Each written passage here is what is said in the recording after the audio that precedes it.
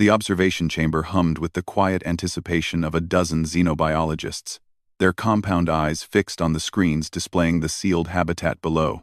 Saren Hale sat motionless in the corner of the barren room, her back against the cold metal wall, watching the 3 Kreftar cubs prowl the perimeter.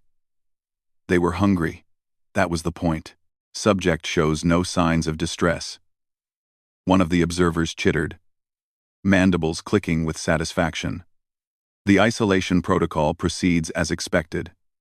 The Kreftar Collective had captured Saren 3 cycles ago, plucking her research vessel from the neutral zone like a curious insect. They'd studied her, probed her, cataloged her weaknesses. Humans, they concluded, were social creatures, fragile things that broke under loneliness. And what better way to test that theory than to lock her in a room with hungry predator cubs, creatures driven purely by instinct and need. The eldest cub, Ravik, approached first. His dark fur bristled, lips curling back to reveal rows of needle-sharp teeth. He was nearly her size, all lean muscle and coiled hunger. The other 2 circled wider, waiting for their brother to make the first move. Saren didn't flinch. Instead, she met Ravik's golden eyes with her own steady gaze and spoke in a calm, measured tone. "You're hungry. I understand that, but eating me won't fill your bellies for long. And then what? You'll starve in here just like I would." Ravik paused, confusion flickering across his predatory features. The words meant nothing to him, but the tone, the absolute absence of fear, gave him pause. In the observation chamber, the lead researcher leaned forward. Curious. The prey exhibits no flight response. Saren shifted slowly, deliberately, reaching into the pocket of her torn jumpsuit. The cubs tensed, ready to pounce. She pulled out a small protein bar, her last ration, and broke it into 3 pieces. With careful movements, she tossed 1 piece to each cub, keeping the smallest portion for herself. "Principle 1, she said, watching Ravik sniff the offering suspiciously before devouring it. "Share the kill. A pack that eats together, survives together." The observers buzzed with confusion. What is the human doing? Over the next several days, Saren transformed her prison into a classroom. The Kreftar had assumed isolation and hunger would crush her spirit. But they'd miscalculated. Humans didn't just survive through companionship with their own kind, they survived by forming bonds with anything that could think, feel, or learn. Ravik proved to be a quick study. When the automated feeding system dropped a single portion of nutrient paste into the chamber, barely enough for 1 cub, let alone 4 occupants, Saren demonstrated patience. She showed them how to wait, how to assess, how to strategize. "Principle 2, she explained, scratching diagrams into the dust on the floor. "The strongest hunter isn't the fastest or the biggest. It's the smartest. It's the one who thinks 3 moves ahead." She taught them patterns. The feeding system operated on a timer, but it was exploitable. By positioning themselves correctly, by working together, they could trigger the sensors multiple times. What started as starvation rations became adequate meals. Ravik watched everything she did with intense focus. He learned to recognize the subtle clicks that preceded the food dispenser. He learned to coordinate with his siblings, positioning them where Saren indicated.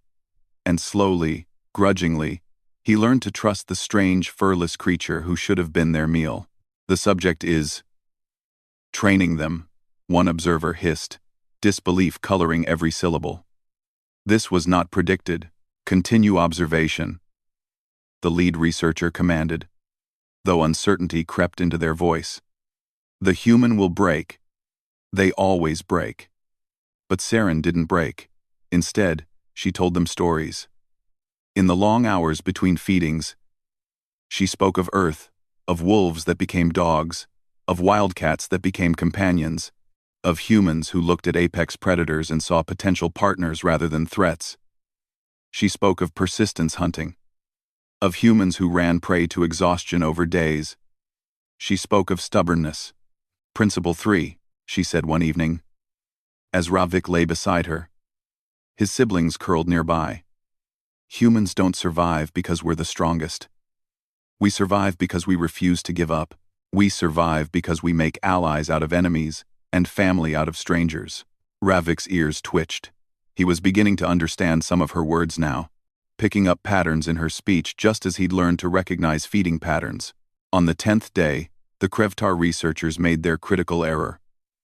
They opened the chamber door, expecting to find a broken human and 3 satiated cubs. Instead, they found Saren standing calmly, flanked by 3 cubs in perfect formation. Ravik stood at her right, his posture protective rather than predatory. Principle 4.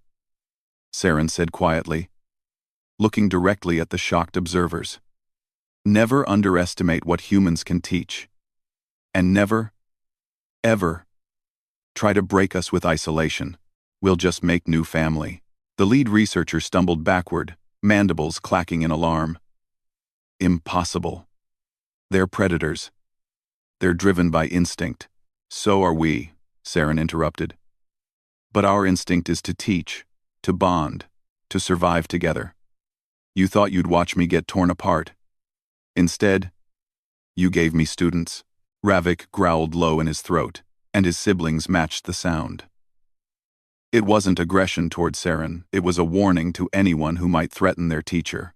The Krevtar Collective released Saren 3 days later, along with detailed notes that would circulate through the galactic scientific community for decades. The conclusions were clear.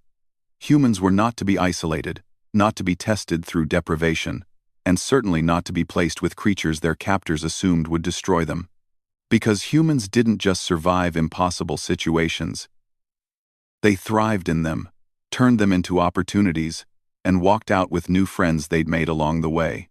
As Saren's ship departed, Ravik and his siblings were relocated to a conservation habitat with special provisions that they be kept together and allowed regular contact with their human teacher via holographic communication. After all, they still had so much to learn.